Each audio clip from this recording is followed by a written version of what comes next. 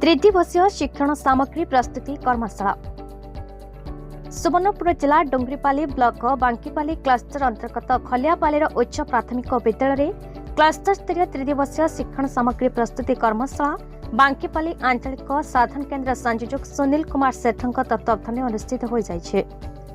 एथिरे मुख्य अतिथि भाव गोष्ठी शिक्षा अधिकारी डोंगरीपाली गणेश किसान उद्घाटन करथिबा बेले शिक्षण सामग्री प्रस्तुति रे शिक्षक श्रीवत्स पांडे सुशील कुमार सेठी डंबरुथर अमात नरोत्तम आड़वा शिक्षयित्री पुष्पांजलि मिर्धा सुनीता सेठी सूर्यकांति दीप संयुक्ता कांड रीना प्रधान संतोषिनी महानंद रेणुका पात्र सुनती प्रधान आदि सहयोग करथिले। अंतिम दिवस गोष्ठी सह शिक्षा अधिकारी गंजलु मिर्धा जोगदे शिक्षण सामग्री गुड़िक परिदर्शन करथिले।